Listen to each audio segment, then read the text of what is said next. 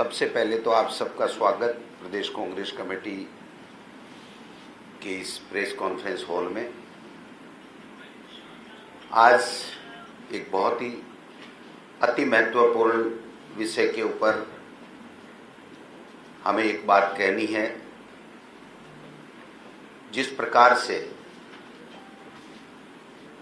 Bharatiya Janata party और RSS का भ्रष्टाचार के आकंठ में डूबने का जो प्रमाण इन दिनों राजस्थान में सामने आया है, पूरे देश और प्रदेश में इस बात की चर्चा है कि जिस प्रकार से राजस्थान में एक मेयर के पति ने आरएसएस के दफ्तर के अंदर आरएसएस के प्रमुख के सामने उसकी मौजूदगी में, उसकी मध्यस्थता में बीवीजी कंपनी को 276 करोड़ रुपए के भुगतान की एवज में 10% कमीशन मांगने का जो ऑडियो और वीडियो जारी हुआ, विभिन्न समाचार पत्रों में, इलेक्ट्रॉनिक और प्रिंट मीडिया के माध्यम से भी हम सबको जानकारी मिली। एसीबी ने प्राथमिक जांच की और जैसा आप सबको विदित है कि एसीबी ने रिपोर्ट दर्ज करके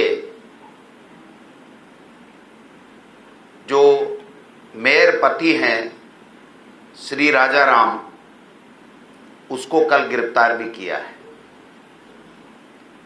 हमारा ये कहना है कि भारतीय जनता पार्टी और आरएसएस जिस प्रकार से अपने आप को ईमानदार, अपने आप को राष्ट्रवादी, अपने आप को बहुत ही अनुशासित कहने वाले पार्टी और कहने वाला संघ बेनकाब हो चुका है। वो जो ऑडियो है, जो वीडियो है, उसकी प्रामाणिकता एसीबी ने राजस्थान से एफएसएल की जांच कराई है और दूसरी जगह से भी एक जगह से जांच कराई है, राजस्थान राज्य विधि विज्ञान प्रयोगशाला में भी, और तेलंगाना एफएसएल से भी जांच कराई है। वीडियो की जैसे कहा जा रहा है और जांच के उपरांत ही एसीबी ने श्री राजाराम को गिरफ्तार किया है। मेरा यह सवाल है कि आरएसएस के उस प्रमुख व्यक्ति जिसका वीडियो में भ्रष्टाचार की डील करने का प्रमाण और उसकी मौजूदगी उस वीडियो में साबित हो रही है, उसके बावजूद भी उस व्यक्ति को गिरफ्तार क्यों नहीं किया जा रहा है? मैं सरकार से भी मांग करता हूं कि ऐसे व्यक्तियों को गिरफ्तार किया जाए, ये पर्दा उठाया जाए जो पर्दे के पीछे अपने आप को सामने तो कहते हैं हम ईमानदार हैं, बहुत सत्यनिष्ठ व्यक्ति हैं, हम राष्ट्र प्रेमी हैं, हम राष्ट्र के साथ काम करते हैं, हमारा राजनीति से कोई लेना देना नहीं है, और वो व्यक्ति बीवीजी कंपनी के अधिकारियों के साथ में, जो संदीप प्रबंधक है, उसके साथ में 10% कमीशन की बात कर रहे हैं, एक मुश्त लेने की बात कर रहे हैं। और जो ऑडियो और वीडियो जो सामने आए हैं उसमें यह भी सामने आया है कि आप व्हाट्सएप से बात किया करो। ये भी आए हैं कि भाई साहब जो उस वीडियो में मौजूद है आरएसएस के प्रमुख व्यक्ति निम्बाराम, जिनका नाम समाचार पत्रों के माध्यम से हमें पता चला है, मीडिया के माध्यम से पता चला है, उस व्यक्ति ये कह रहा है कि कमेटियों की आपकी जिम्मेदारी आपको संभालना है और मेरे बारे में किसी को बताना मत।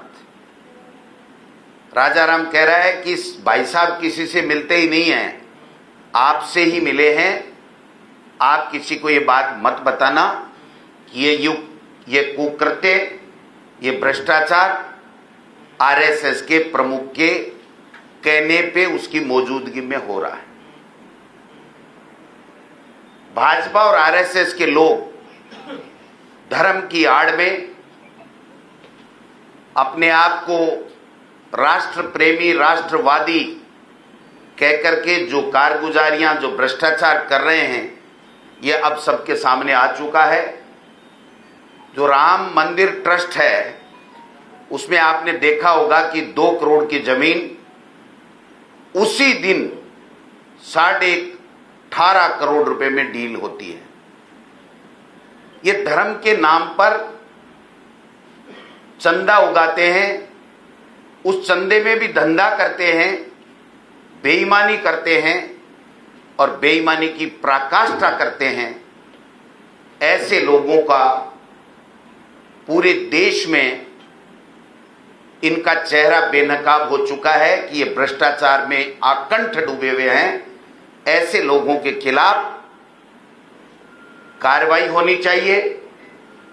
ऐसे लोगों का समाज में बहिष्कार होना चाहिए और ऐसे लोगों को तुरंत गिरफ्तार करना चाहिए जो इस पूरे के पूरे भ्रष्टाचार के इस जाल में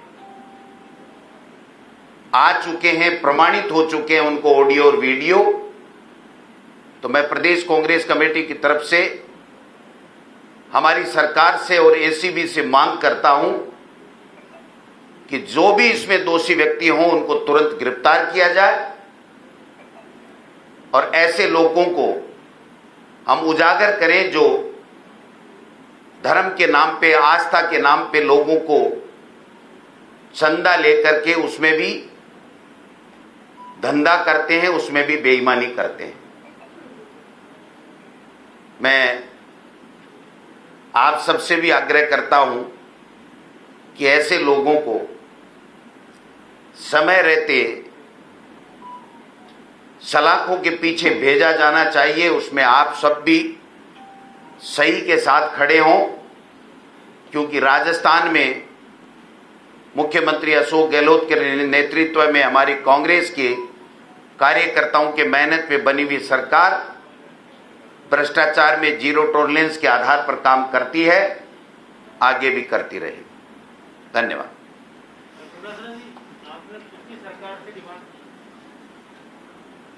क्यों नहीं करनी चाहिए?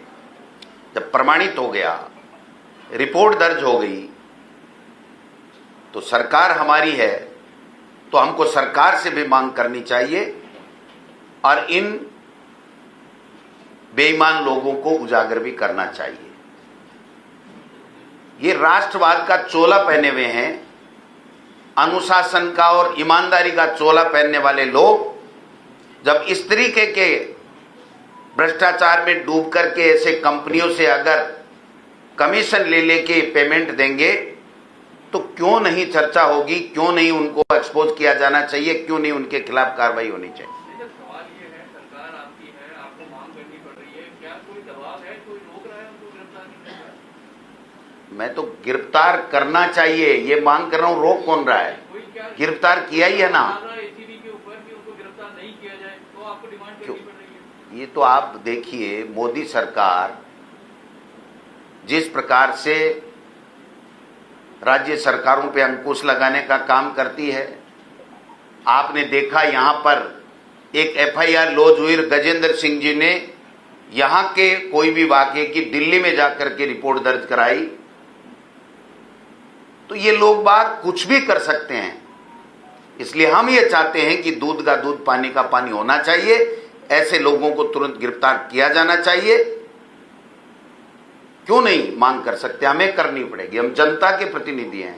जनता ने सराखों में बैठा के सरकार को बनाई है और सरकार की किसी चीज पे सवाल या निशान तो हम नहीं उठाते, लेकिन हम ये जरूर कहते हैं कि हमारी सरकार को त्वरित कार्यवाही करके ऐसे लोगों को जो इसमें भ्रष्टाचार में लिप्त हैं उनके खिलाफ कार्रवाई तुरंत करनी चाहिए। ऐसा लग रहा है कि जैसे आप माहौल बनाने की कोशिश कर रहे हैं कि अगर आने वाले समय में आरएसएस के व्यक्ति की गिरफ्तारी हो जाए तो सवाल न खड़े किए जाए। आप पहले से माहौल बनाने की कोशिश कर रहे हैं। सवाल सर ये है कि जब राजस्थान में परिवहन विभाग में इतनी बड़ी कार्यवाही हुई, कहा गया कि भ्रष्टाचार है वहां पर, उस कार्यवाही को आगे तक अंजाम तक क्यों नहीं ले जाया गया? बाद में ऐसा लगता है कि लोगों का कहना था कि लिपापोती कर दी गई। इस वाले मामले में तो गिरफ्तारियां हो गई हैं, उस वाले मामले में गिरफ्तारियां क्यों नहीं हुई? देखिए, उसके अलावा भी कई और मामले हैं। एक बड़े ब्यूरोक्रेट को मुख्यमंत्री का सलाहकार बना दिया गया, पहले उनकी गिरफ्तारी हुई थी। तो क्या सिलेक्टिव जो है कार्यवाही होती है एसीजी के द्वारा? पहले बात तो मुख्यमंत्री का कोई सलाहकार नहीं बना ऐसा व्यक्ति, स्वायत्त शासन विभाग में सलाहकार बना है। मतलब वो सलाहकार कोर्ट से बरी हो चुका है, उसके ऊपर आज की तारीख में किसी तरह का कोई केस नहीं है। एक बात। दूसरी बात, माहौल बनाने की आवश्यकता नहीं है। आप सबने मीडिया में चलाया है, आप सबने देखा है, एफआईआर लॉन्च हुई है, और अगर एफआईआर लॉन्च हुई है तो जो भी इसमें संलिप्त पाए जाते हैं उसके खिलाफ कार्रवाई क्यों नहीं होनी चाहिए? सवाल ये है कि क्या सिलेक्टिव कार्रवाई कर रही है सरकार? सिलेक्टिव नहीं, जीरो टॉलरेंस पर हमारी सरकार काम करती है, जिसमें भी जो भी जांच होती है उसमें जो दोषी पाया जाता है उसके खिलाफ सरकार काम करती है। परिवहन विभाग में क्यों नहीं हुई सर कार्रवाई? क्यों नहीं? कोई भी रिपोर्ट होगी तो आप बताइए ना, किस में कौन नहीं हुआ, क्यों नहीं हुआ। जो भी रिपोर्ट दर्ज होती है उसके ऊपर कार्रवाई होती है, जो तथ्य सही पाया जाता है उसके आधार पे उसका चालान होता है। सर एक सवाल है। प्रसादी लाल मीणा जी ने बूंदी में कहा है कि पार्टी के अंदर गुटबाजी होनी चाहिए, तभी आगे ये पार्टी बढ़ेगी और एक तरीके से आगे मैंने नहीं सुना ऐसा वाक्य। सर, जो ऑडियो वीडियो आए हैं जिनका आपने जिक्र किया, उसमें एक आईएएस का भी नाम आ रहा है, उनके घर पर बैठकर डील हुई है, तो क्या उस आईएएस को अभी पद पर रहने का अधिकार? एसीबी में एफआईआर लॉन्च हो गई। एसीबी की एफआईआर की तुरंत गति से जांच होनी चाहिए। कोई कितना भी बड़ा लाड साहब हो, अगर उसमें 1% भी लिप्त पाया जाता है तो उसके खिलाफ कार्रवाई होनी चाहिए, चाहे वो आरएसएस का प्रमुख हो, चाहे वो कोई पॉलिटिकल पर्सन हो, चाहे वो आईएएस हो। भाई साहब, आपने प्रसादी लाल जी का बाइट तो नहीं सुना, लेकिन कांग्रेस में बोलने की आजादी आप भी बार बार बोलते हैं, सभी लोग बोलते हैं। आप में और बीजेपी में क्या फर्क नजर आ रहा है इस वक्त? क्योंकि देखिए, अंदरूनी यहाँ पर भी खींचातान और वहाँ पर भी खींचातान है। प्रसादी लाल जी का इस तरह से बयान आना, बीजेपी और कांग्रेस में ये फर्क है। कांग्रेस पार्टी 36 कौमों को साथ लेकर के जनता की सेवा करती है, और बीजेपी का आपके सामने मुखौटा आज आ गया, जो मैं बता ही रहा हूँ। आरएसएस और क्या करते हैं, बीजेपी क्या करती है।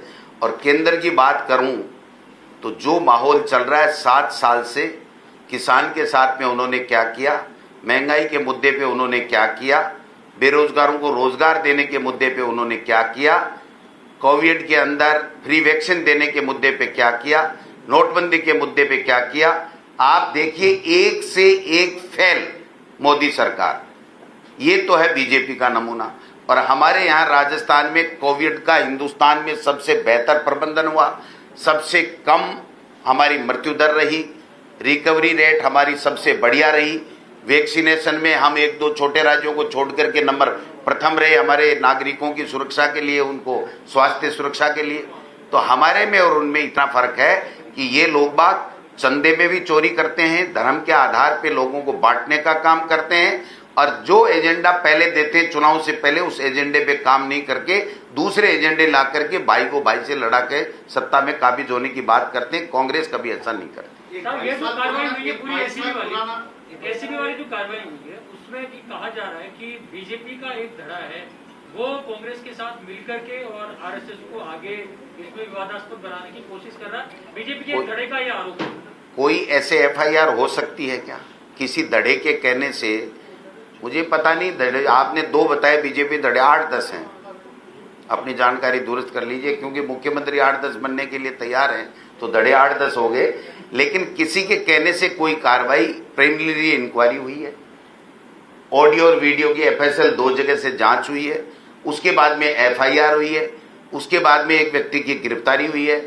तो अगर अन्य संलिप्त व्यक्ति हैं तो उनके खिलाफ भी कार्रवाई क्यों नहीं होनी चाहिए, वो गिरफ्तार क्यों नहीं होने चाहिए? सर, कंप्यूटर ग्रेजुएट्स हफ्तों तक राजस्थान में आंदोलन करने के बाद दिल्ली पहुंच गए हैं। दिल्ली में 24 अकबर रोड के बाहर वो आंदोलन कर रहे हैं। उनकी मांग है कि प्रियंका गांधी जो यूपी के बारे में कहती है वही राजस्थान में भी लागू हो। देखिए, कंप्यूटर शिक्षक की जो बात है उसमें हमने अनुदेशक लेने की बात की है, और अगर हम व्याख्याता लेंगे कंप्यूटर के तो बाकायदा हम स्थायी लेंगे। फिर भी मैंने कल ही मेरे अधिकारियों को ये कहा है कि इसके ऊपर हम लोग पुनर्विचार करें, इसके ऊपर दोबारा एक कमेटी बैठा करके हम लोग चर्चा करें कि क्या इसका कोई स्थायी हल निकल सकता है। इतना मैं कह सकता हूं कि राजस्थान की सरकार किसी भी व्यक्ति को अब कोई नौकरी देगी, उसको कभी भी समय से पहले उसका जो भी मैच्योरिटी डेट जो सेवानिवृत्ति की होती है उससे पहले नहीं निकालेगी, ये मैं आपको कह सकता हूं। फिर भी हम लोग जनता के लोग हैं, जनता के चुने हुए लोग हैं। ये जो बेरोजगार छात्र, जो शिक्षित बेरोजगार हैं, इनको कैसे ज्यादा से ज्यादा नौकरियां मिले, कैसे इनको स्थायी इनकी समस्याओं का हल निकले, इसके लिए हमारी सरकार मुख्यमंत्री अशोक गहलोत के नेतृत्व में पूरी तरीके से पारदर्शिता के साथ में, बड़ी संवेदनशीलता के साथ में काम कर रही है। इस मुद्दे को भी हम दोबारा दिखवा लेते हैं। अगर कोई किस तरह का कोई चीज इसमें मिल सकती है जो हम कर सकते हैं कानून में रह के, वो यथासंभव सब चीजें जो कानून सम्मत है वो हम इन बेरोजगार छात्रों के लिए करेंगे। बिल्कुल, मैंने कल ही बोला है कि इसके ऊपर हम लोग दोबारा चर्चा करेंगे विभाग में बैठ करके, विज्ञप्ति निकालने से पहले, कि क्या इसमें हम लोग और कोई बेहतर तरीका निकल सकता है जिससे इन बच्चों की किसी तरह की जो चर्चा है वो समाप्त हो। सर, जिला अध्यक्षों की जो लिस्ट है सीधे मांगी गई है, तो क्या पीसीसी को बाईपास किया जा रहा है? पीसीसी से तो मांगते मांगते 4 महीने हो गए। पीसीसी ने हमारे जो सचिव है, सेक्रेटरी है, उनको कहा है, वो ला रहे हैं। एआईसीसी ले, पीसीसी ले, सब लेंगे, और लेने के बाद में एक चर्चा करके सब नेताओं के साथ में, वरिष्ठ नेताओं के साथ में, फिर आला कमान को प्रदेश कांग्रेस कमेटी की तरफ से प्रस्ताव भेजेंगे, और प्रदेश कांग्रेस कमेटी के प्रस्ताव के ऊपर आला कमान निर्णय करेगा। बहुत टाइम लग गया। कोई ज्यादा टाइम नहीं लगेगा, आप चिंता मत करो। चर्चा सर इसलिए हो गई, डायरेक्ट सीधे मांगी जा रही है, बाईपास कर। आप बताइए, कोई बाईपास नहीं, मेरे से भी मांगे गए हैं। एआईसीसी प्रदेश कांग्रेस कमेटी के तमाम पदाधिकारी को ये कह रही है कि आपको काफी दिन हो गए कहते हुए आप नाम लाइए। इसमें कोई गलत नहीं है।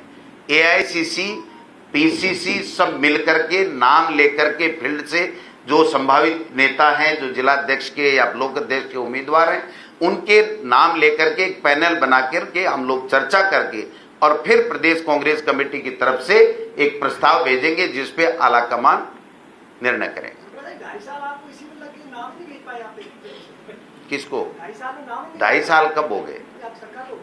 नहीं, 2.5 साल सरकार भेजती है क्या नाम? ये तो 11.5 महीने। आप मेरे भाई बाइस्ट मत हो। 2.5 साल क्यों कह रहे हो? अभी 12 महीने नहीं हुए।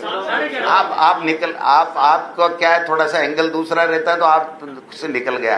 मैं माफी चाहता हूँ, 2.5 साल नहीं हुआ, अभी 12 महीने में नहीं हुई। हाँ, वाई नॉट। पीसीसी किसका? 39 सदस्यों की लिस्ट नहीं निकाली क्या हमने पीसीसी पहले पदाधिकारी बनेंगे, पीसीसी के पदाधिकारी फील्ड से नाम लेकर के आएंगे, उसके बाद में ही तो अच्छा पैनल बनेगा, और पैनल पे हम लोग सब वरिष्ठ नेता विचार करके आलाकमान को प्रस्ताव देंगे, और वो प्रस्ताव हमारा आलाकमान मंजूर करेगा तो आप और हम सब बैठ करके उसकी घोषणा हो जाएगी। ये कब तक हो पाएगी सर? आपने और बागल साहब ने कहा था जून तक हो जाएगी, जून से निकल गया। आप जल्दी उम्मीद करोगे इस तरह की प्रेस कॉन्फ्रेंस दोबारा करेंगे। बैठक में बात आई थी कि मनोनीत पार्षद को लेकर जो डीएमओ की अवहेलना हो रही है, जो अजय माकन जी ने कहा था संस्थान नहीं बन रही, एक वाल्मीकि लिया जाएगा। नहीं, ऐसा कुछ भी नहीं है। जब भी राजनीतिक नियुक्तियां होती हैं, मंत्रिमंडल विस्तार होता है, कार्यकारिणी का गठन होता है, तो कार्यकर्ता कांग्रेस में बहुत हैं जो सक्षम हैं, लेकिन जब चयन होता है तो उनमें से जितनी सीटें होती हैं उतने का ही चयन हो पाता है।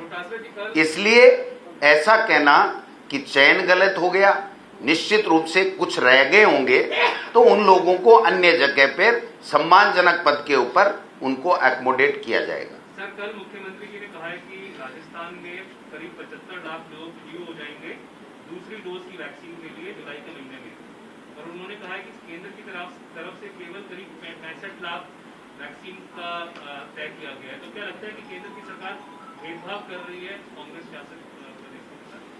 वो तो आप और हम सबके सामने है। देश की जनता ने देखा है कि जब भी महामारी आती है और उसकी वैक्सीन आती है तो केंद्र सरकार पूरी दुनिया में कहीं भी किसी भी देश में वो उपलब्ध कराता है वैक्सीन और फ्री में कराता है।